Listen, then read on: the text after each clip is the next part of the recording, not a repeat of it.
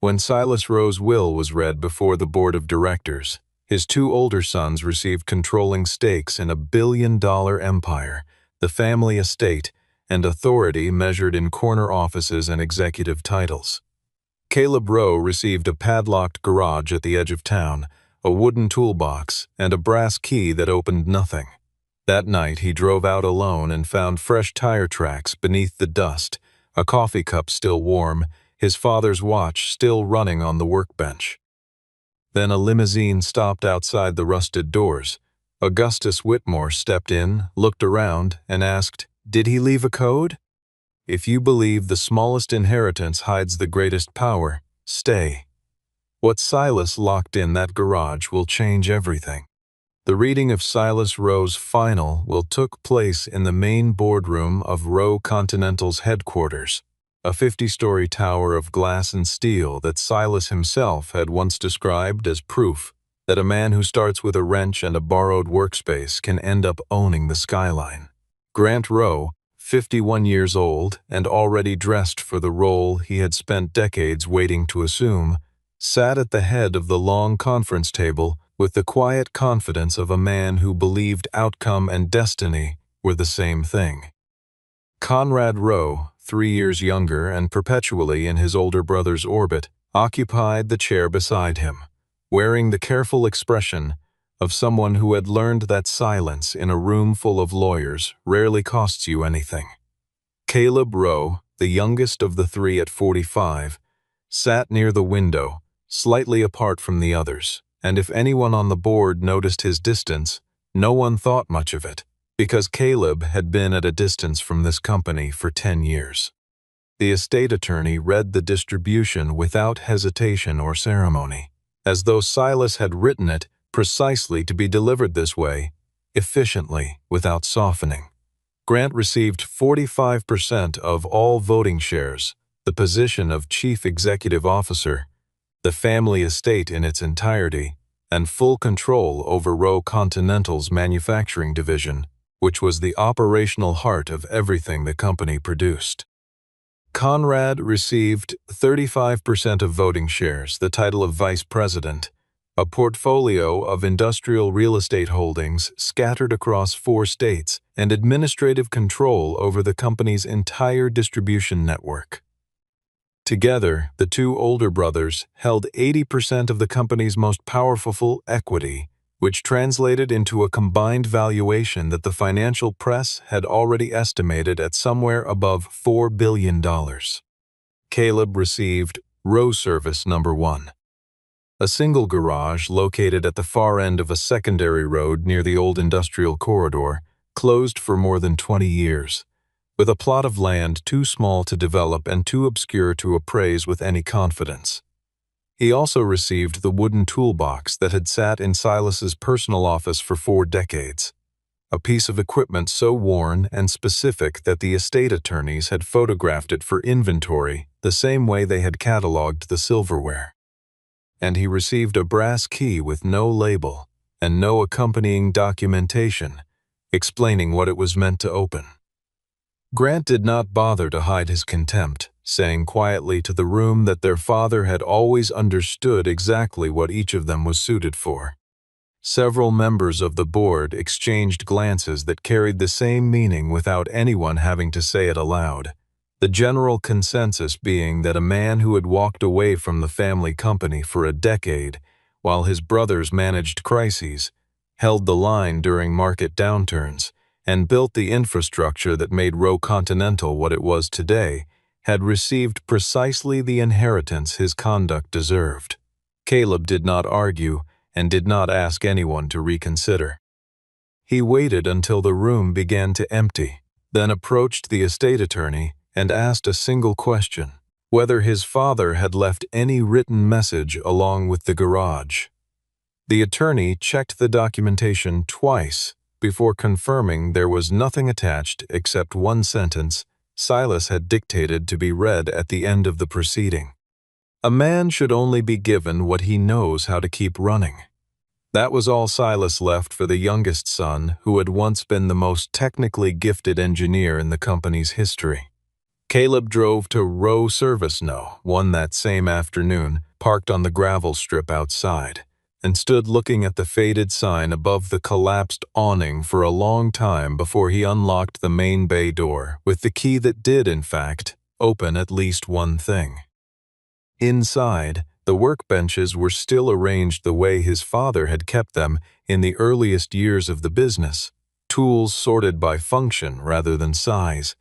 Everything with a purpose and a place, the whole space dense with the kind of familiar silence that only comes from a room no one has forgotten even while no one was there.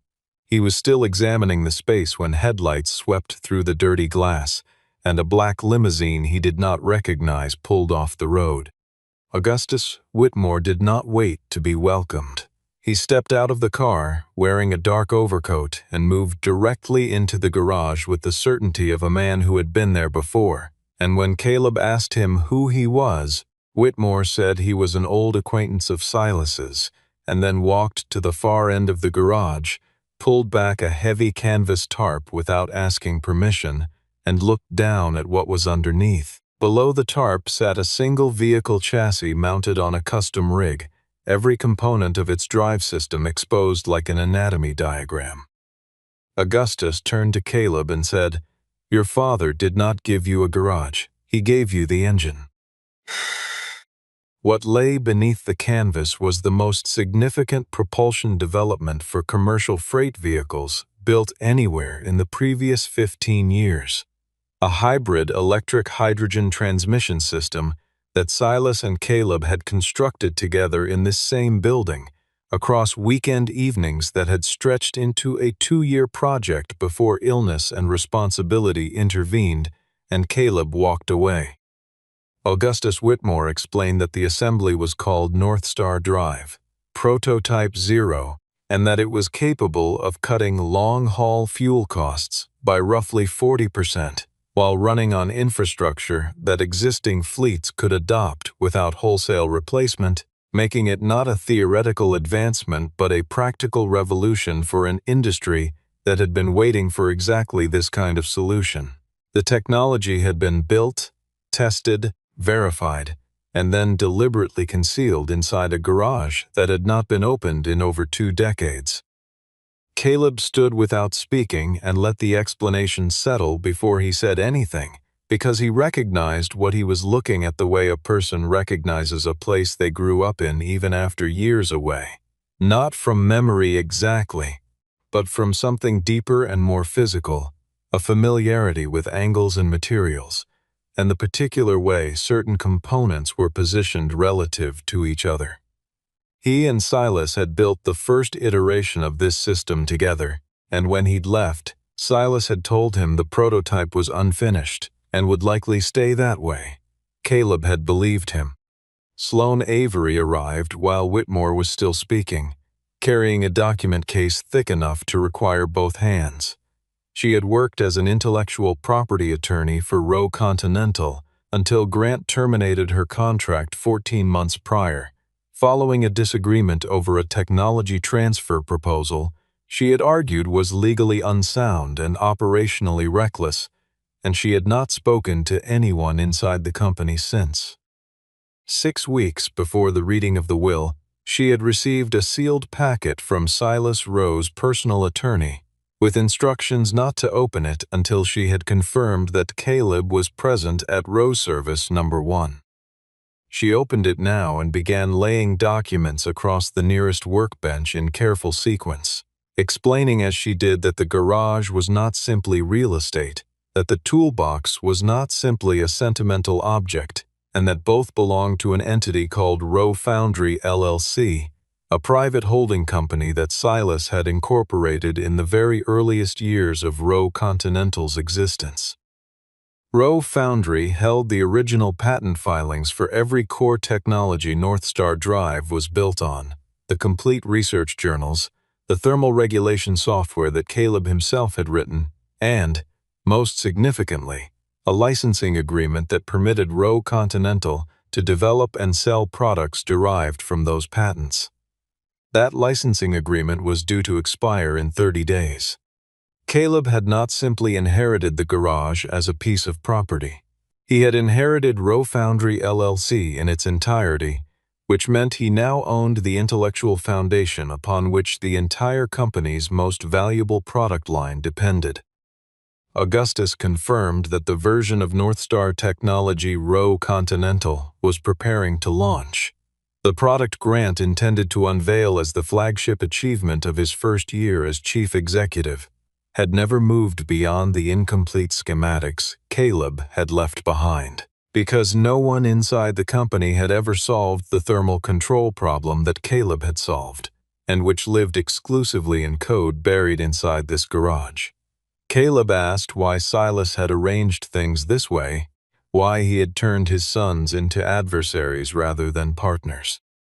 Sloane said she did not believe that was the intent. She believed Silas had known someone inside the company was manipulating the two older brothers and had decided the only person he could trust with a stopping mechanism was the one who had never wanted power for its own sake. Augustus added nothing to this assessment, but he also did not disagree with it.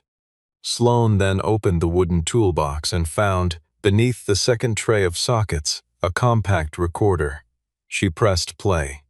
Silas Rowe's voice came out of a room that had been silent for years, dry and unhurried, the voice of a man who had recorded this message knowing exactly when it would be heard. Caleb, if Augustus has already come to the garage, it means your brothers are preparing to sell something they don't have the right to sell. Across town, in a private dining room on the 48th floor of Rowe Continental's headquarters, Grant and Conrad were hosting a celebration for the board, the senior executive team, and a small group of institutional investors who had traveled specifically to witness what everyone in that room was being encouraged to regard as the beginning of a new era. Grant delivered remarks about vision, continuity, and the next chapter of a company that his father had built and that he intended to make 3 times larger, and the people in that room applauded because they had come prepared to applaud, and because the story being told was the kind that powerful institutions find reassuring. Dorian Pembroke, the company's chief financial officer, sat near Grant's right hand and said very little throughout the meal, which most people in his orbit interpreted as a sign of dignity and restraint, and which was in reality the practiced composure of a man managing several simultaneous calculations. In private conversations with Grant and Conrad over the preceding weeks, Dorian had worked steadily toward a single destination, a proposal to sell 40% of Rowe Continental's technology division to an entity called Pembroke Dominion Fund, a transaction that would generate immediate liquidity, lift the stock price in the short term, and demonstrate to the market that the new leadership team was not merely inheriting an empire but actively growing its value. When the company's internal legal team completed a preliminary review of the transaction documents, they flagged a complication. The licensing agreement between Rowe Continental and Rowe Foundry LLC contained a clause requiring Rowe Foundry's consent before any Northstar-derived technology could be transferred or sold to a third party, and no one in the legal department had ever been informed that Rowe Foundry LLC existed. Dorian responded the same evening with a memo characterizing the issue as a minor administrative legacy, then placed a call to Grant and told him, without hesitation, that Caleb had almost certainly maneuvered Silas during the last months of his illness to seize control of patents that rightfully belonged to the family corporation. Grant arrived at Rowe Service Number 1 the following morning, carrying the kind of anger that forms when a complication contradicts a story you have already told other people. He made Caleb an offer of $1 million for the garage and everything in it, delivered in the tone of someone extending a favor rather than conducting a negotiation. Caleb declined. Grant raised the offer to $10 million, then to $50 million, each escalation presented with the certainty that money at sufficient scale resolves whatever ethical complexity a person claims to feel, and each time Caleb declined and explained that he had not yet fully understood what his father intended, and that he would not sign anything involving technology he had not personally verified was safe to operate. After Grant left, Augustus told Caleb something he had held back the previous evening.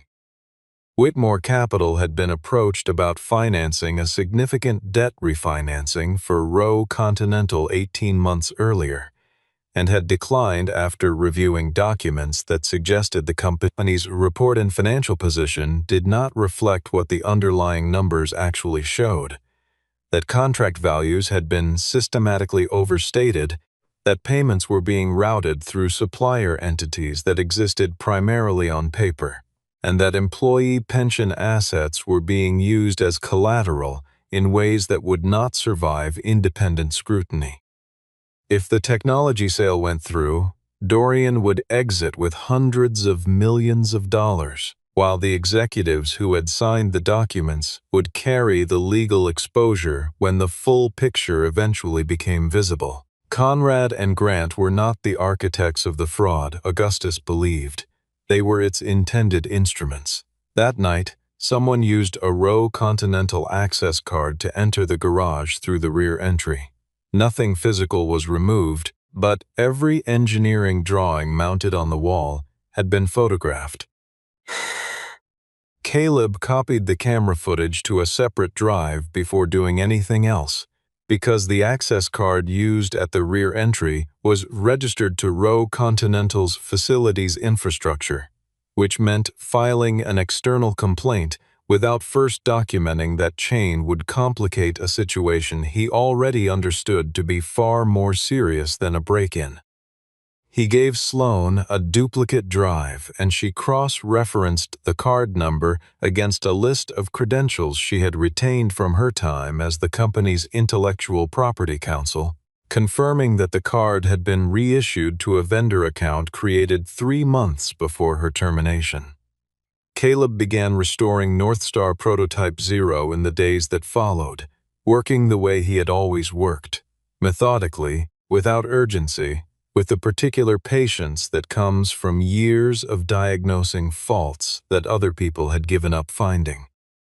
The process returned him to something he had not thought about very deliberately in a decade, that he had been, before his wife became ill, and his priorities rearranged themselves entirely, a genuinely exceptional engineer, more naturally capable with mechanical systems than either of his brothers, and the person Silas had quietly identified as the most likely candidate to lead the company's technical operations. Nora came back from her semester for a long weekend and spent most of it in the garage, helping her father digitize the engineering notebooks. She was 20 years old and studying industrial design, and she had grown up in this space during school breaks and summer weeks when Caleb brought her along because the alternative was leaving her with people she barely knew. Near the back of one notebook, she found a series of pages marked in the margins with a small symbol she recognized, a notation her mother had used to mark things worth returning to, a habit carried over from years of careful, methodical work. Her mother had run energy efficiency calculations for the Northstar prototype in the months before her diagnosis, contributing to the thermal modeling that became the system's most distinctive technical feature.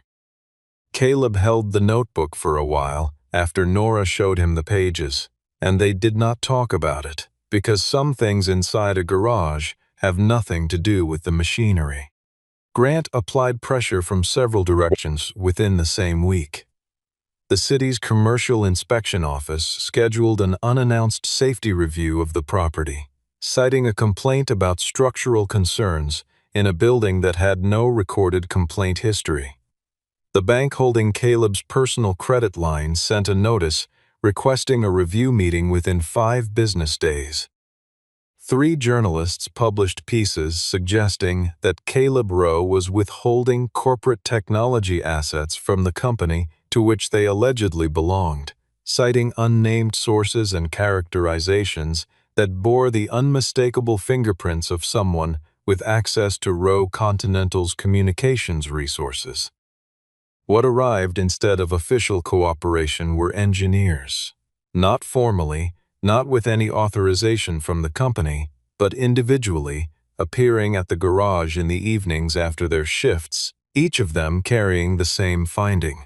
The version of North Star that Rowe Continental was preparing to demonstrate had a serious problem with the thermal containment architecture, specifically because someone had ordered the removal of the safety redundancy that Caleb had designed, apparently to reduce manufacturing costs by approximately 11%. If the system was deployed at scale without that redundancy, the likely outcome was a mandatory recall affecting tens of thousands of vehicles and legal consequences severe enough to threaten the company's continued operation. Caleb sent Grant a formal written notice documenting the technical findings in full, identifying the specific design change and its probable consequences, and requesting that the demonstration be postponed until an independent engineering review could be completed. Grant's attorneys responded that the event would proceed as scheduled and that further interference would be treated as deliberate sabotage. Conrad, for his part, had begun finding things that did not add up. Documents circulated under his electronic signature that he had no memory of authorizing, and amounts large enough that their absence from any budget conversation he had participated in was conspicuous in retrospect. Augustus sent Caleb a brief message saying he would attend the North Star demonstration as a potential investor, and he did not say which side of that event he intended to stand on when it ended. Augustus Whitmore arranged a private meeting at the garage 2 days before the demonstration and presented a proposal he had apparently been developing since before Silas died. Whitmore Capital would commit $500 million to capitalize a new entity built around Rowe Foundry LLC as the technical parent. North Star Drive would be manufactured and licensed entirely outside Rowe Continental's operational structure. Whitmore Transit would serve as anchor customer with a purchasing commitment large enough to make the venture viable from its first full year, and the garage at Rowe Service No. 1 would be formally designated as the first research center of the new organization, with equity distributed to the engineers who had built the original technology rather than simply salaries. Caleb listened to all of it before he said a word, the way he had trained himself to listen to machinery, waiting for the full cycle to complete before forming a conclusion. He understood that the proposal would almost certainly make him extraordinarily wealthy, and he understood, because Augustus had not tried to conceal it, that separating North Star permanently from Rowe Continental would render the corporation unable to compete in the segment of the market it had spent 15 years building toward, leaving it with debt obligations it could not service and assets it would have to liquidate. He asked Augustus directly whether the offer was motivated by friendship with Silas or by the recognition that eliminating Rowe Continental as a competitor had a specific monetary value to Whitmore Transit's long-term position. Augustus said it was both, and that he did not think candor on that point was a reason to distrust the offer. Sloan told Caleb afterward, when it was just the two of them in the garage, that Augustus was offering him the one thing he had never sought, the chance to be the powerful figure in a family defined by power, and that the terms of that offer were designed to be difficult to refuse, which was itself a reason to think carefully before accepting. She had reviewed the venture documents and found nothing technically improper. But she noted that once the patents were transferred into the new entity, Caleb's ability to use those patents to protect the company's workers, rather than simply reward shareholders, would be substantially constrained by Whitmore's majority position. Caleb said he needed more time, which Augustus granted without objection. Conrad appeared at the garage that same evening without announcement and laid out what he had found. More than $300 million had moved through Roe Continental's accounts over the preceding 4 years in ways that could not be reconciled with the company's actual vendor contracts. The entities receiving those funds were connected to Dorian through layers of intermediary ownership, thin enough to see through if you were actually looking. The employee pension fund had been pledged as collateral on a private credit facility with no connection to any authorized board resolution. And Grant was aware that certain financial reports contained inconsistencies, but had chosen to treat those inconsistencies as a problem for the finance team, rather than something requiring his personal attention, because the overall picture looked strong enough to keep the North Star launch credible. Conrad asked Caleb to renew the licensing agreement long enough to give the company time to address the fraud before it became public in a way that destroyed the workforce along with Dorian's position. Caleb said he was willing to consider it under one condition. Roe Continental would have to accept an independent audit and agree to suspend the demonstration until the engineering review was complete. Conrad acknowledged that Grant would never agree to either requirement voluntarily. Caleb looked at him steadily and said the real question was not whether he could save the company, but whether Grant was willing to stop damaging it. Dorian, who had positioned a surveillance asset near the garage without any of them knowing, heard enough of the exchange to understand that Conrad had broken formation. He moved the demonstration date forward by 3 days. The North Star demonstration took place at Roe Continental's primary testing facility on a clear morning with a full complement of media, institutional investors, and industry representatives who had traveled specifically for the event because Grant had marketed it as the moment the company's future became tangible. The venue was configured for spectacle: a long closed track, cameras on cranes, a presentation platform with screens large enough to display vehicle performance data in real time, and Grant stood on that platform with the confident ease of someone who had rehearsed the moment long enough that it had started to feel like memory rather than performance. He described North Star Drive as the culmination of the company's technical heritage and the product that would define commercial freight for the next generation. And the audience received this with the kind of attentive silence that forms when people with significant money are deciding whether they are about to commit more of it. Caleb arrived with Sloan and Augustus, each presenting credentials that entitled them to be present. Caleb as the owner of Roe Foundry LLC, Augustus as the representative of a potential 10,000-unit purchase order, Sloan as legal counsel for the patent holder.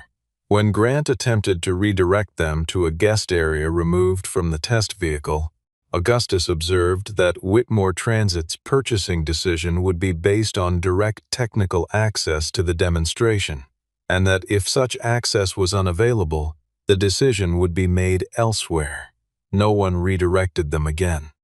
Caleb walked the length of the test vehicle, slowly, the way someone examines a structure they once designed, not looking for failure, but for evidence of what had been changed. He found it in the thermal management housing, the secondary containment circuit he had built as a failsafe against the specific overload condition this system would produce when operated beyond a certain duration had been replaced with a simplified component that was less expensive and significantly less capable. He requested that the demonstration be halted and addressed Grant directly from the floor of the facility, explaining the finding in technical language, precise enough to be unambiguous, in front of cameras and a full audience, without softening the implications. Grant refused. His refusal was delivered with the composure of someone who had been told by Dorian that the engineering concerns were political rather than structural, framed publicly as confidence in his team's process and as a rejection of interference from someone with a financial motive to prevent the product from reaching the market. The vehicle began its run. For the first several minutes, Everything appeared to be working exactly as Grant had told the room it would, and the audience began the particular kind of murmuring that precedes applause. Then, the thermal monitoring station registered a rising temperature curve in the hydrogen containment chamber that did not match the expected profile, and the rate of increase began accelerating past the threshold that Caleb had spent 2 years designing the failsafe to prevent. He crossed the distance to the primary control station without waiting for instruction, entered a shutdown sequence embedded in the original control firmware. A sequence Dorian's team had no reason to know still existed, and the vehicle stopped cleanly. No one was injured. Every monitoring screen in the facility froze at the moment of shutdown, displaying a data trajectory that showed what would have happened to the prototype and to the area around it if the run had continued another 4 minutes.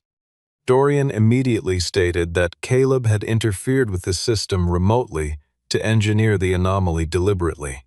Augustus requested that the full system logs be opened to the room. The logs showed that the safety redundancy had been removed from the firmware 17 weeks earlier by an account registered to Dorian's administrative credentials, and that the temperature escalation was a natural consequence of operating the unmodified system past a specific duration that any competent engineer reading the original design would have identified as the failure threshold. Grant still did not move to support Caleb, because doing so meant admitting that he had staged a product demonstration around technology he had not fully understood, on a timeline driven by a man he had trusted without verification. Caleb turned to the room and produced the patent certification from Rowe Foundry LLC, and he stated that the licensing agreement would not be renewed under current conditions and that no entity would have the right to manufacture or sell any product derived from Northstar Drive until an independent engineering review confirmed the system was safe. Every person in that facility understood in the same moment that the man with the actual authority over the technology had just walked in from a garage with a broken sign above the door.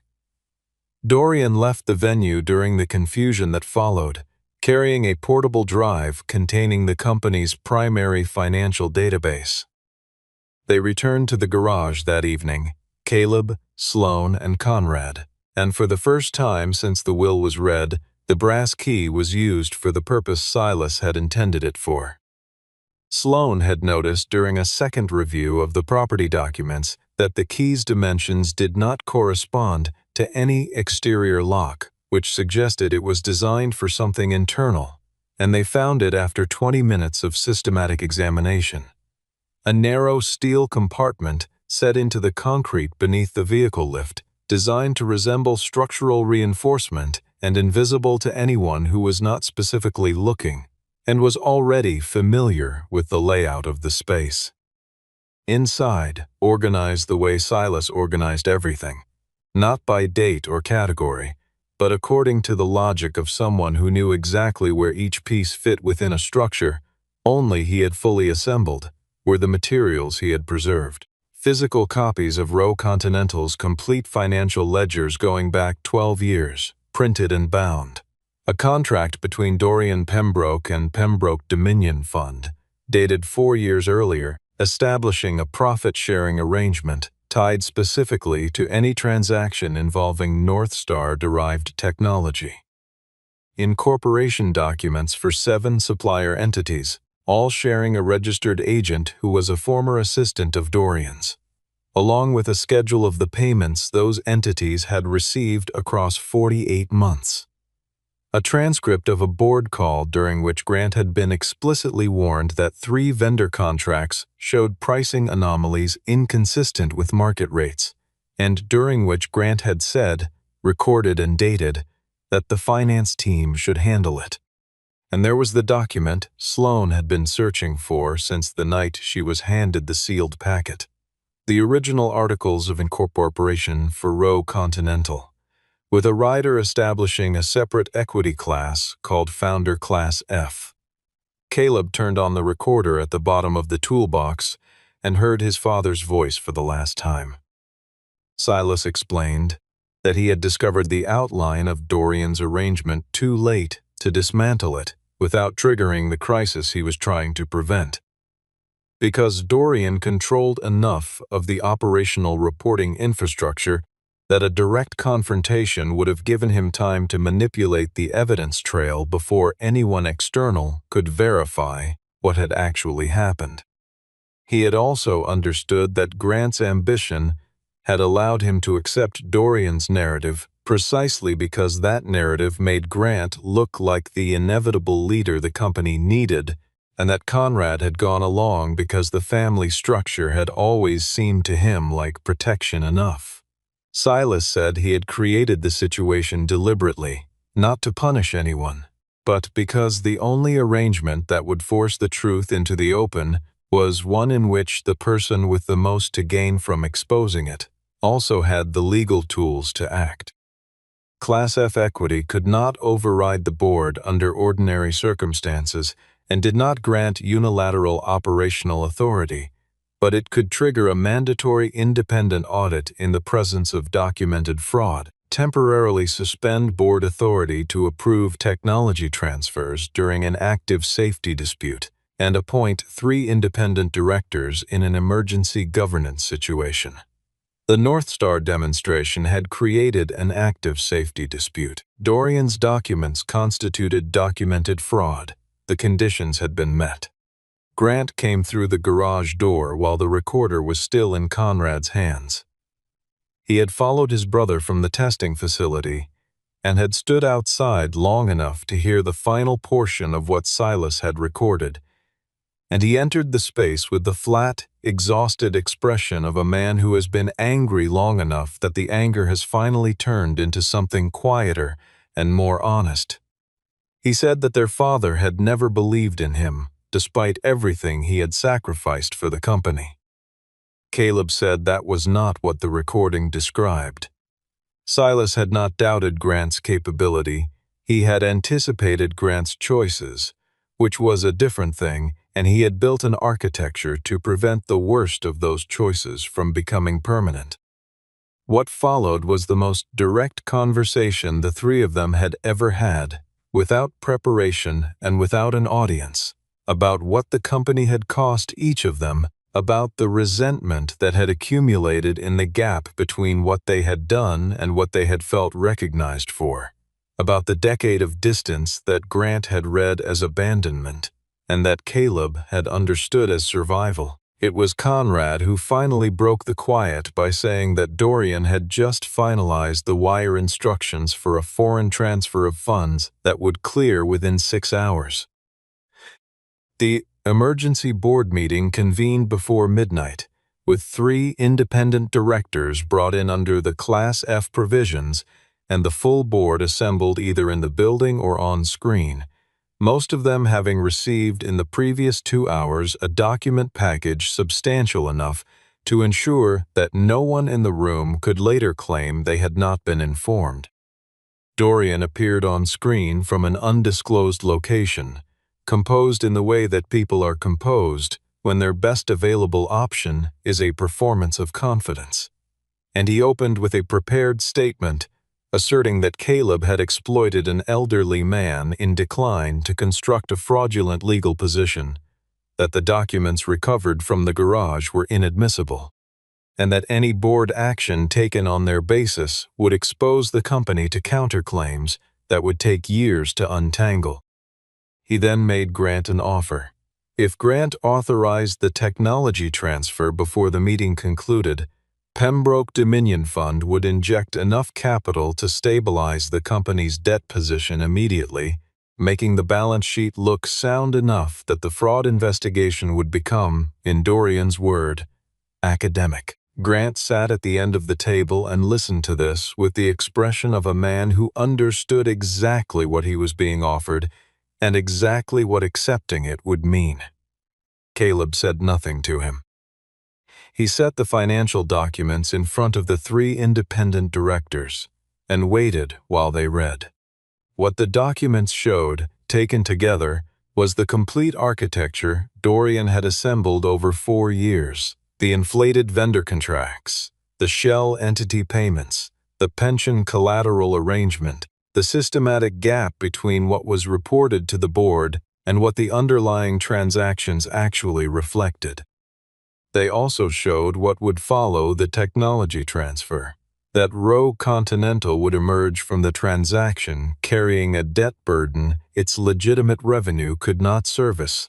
That the Belhaven manufacturing facility, which employed nearly 10,000 people directly, would be among the first assets liquidated. That the pension fund pledged as collateral on a facility Dorian controlled the termination clause of would not be made whole, and that Grant and Conrad would be the signatories on every document in the chain of liability. Conrad spoke before Caleb had to.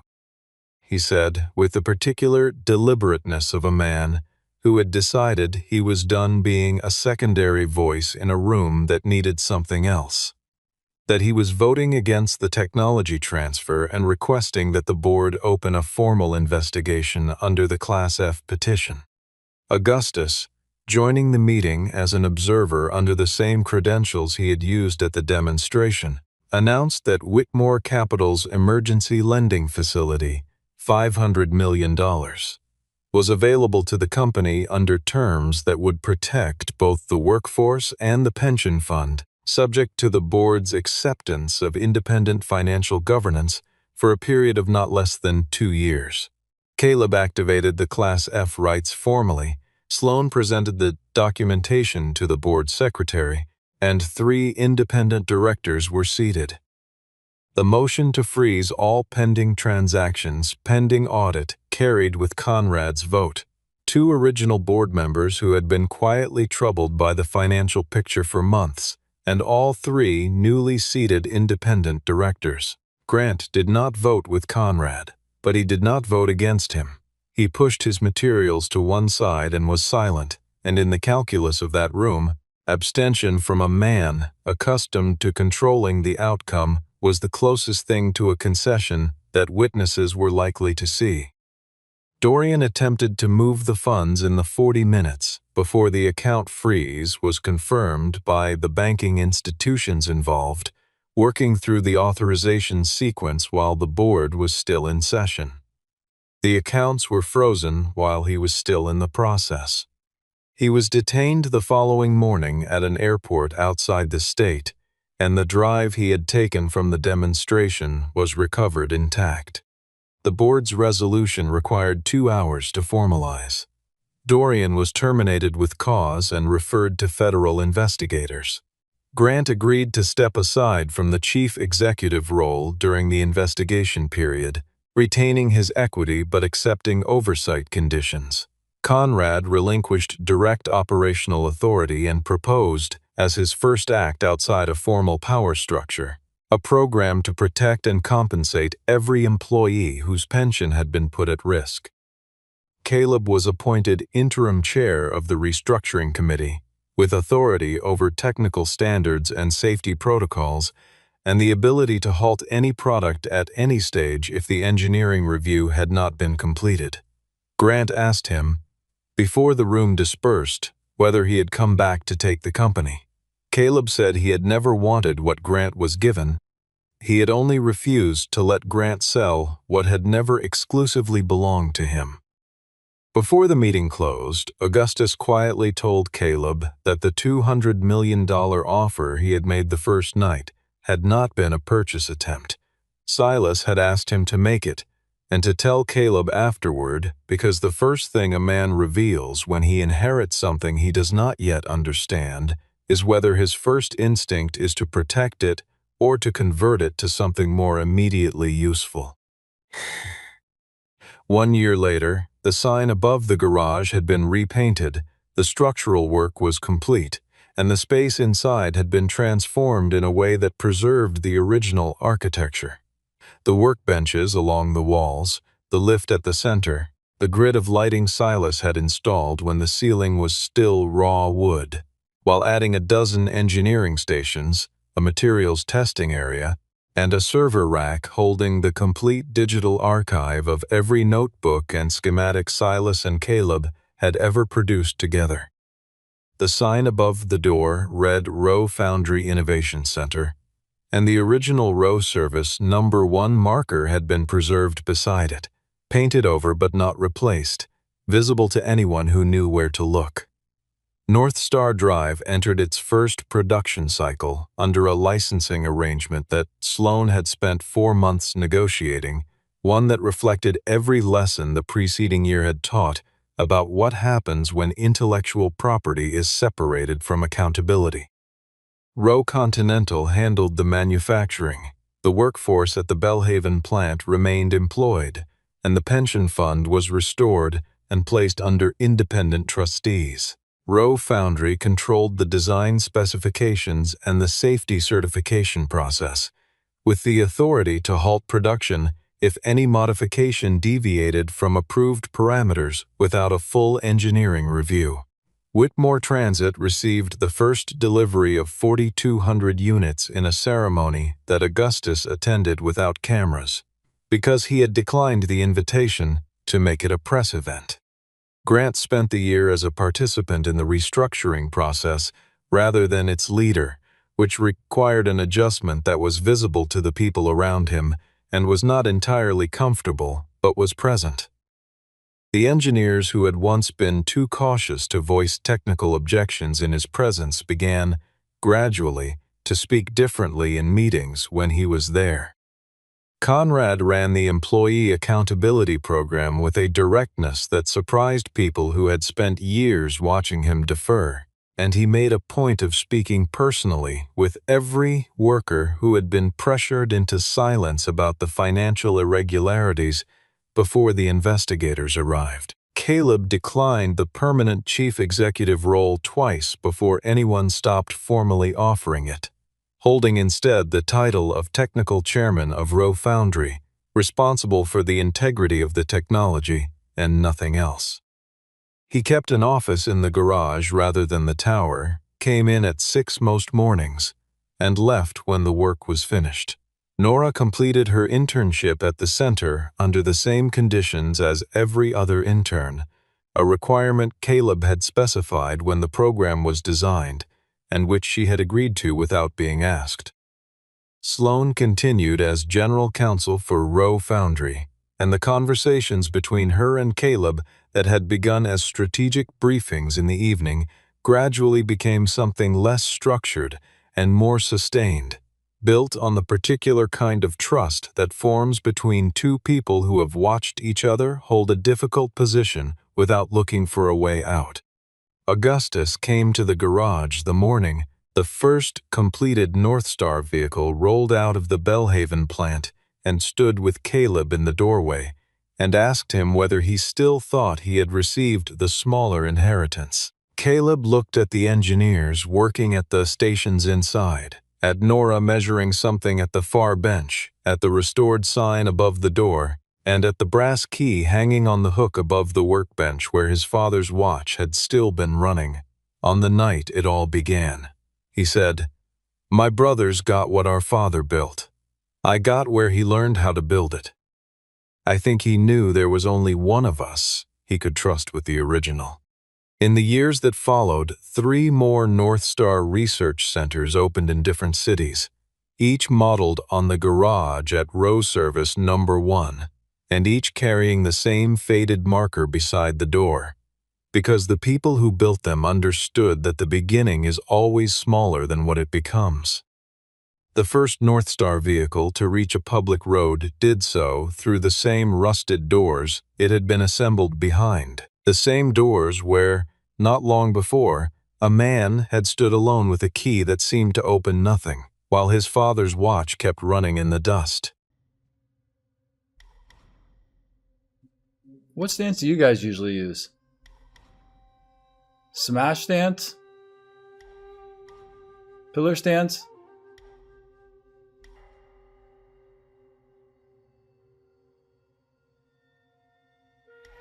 Not gonna lie, I kind of liked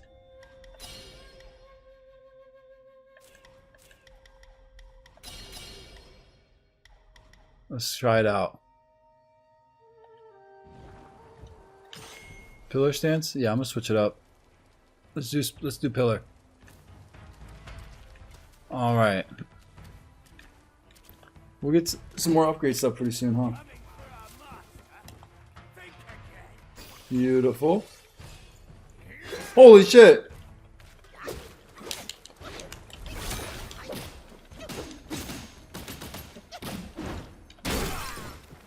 Whoa. Nice. I'll get that right back.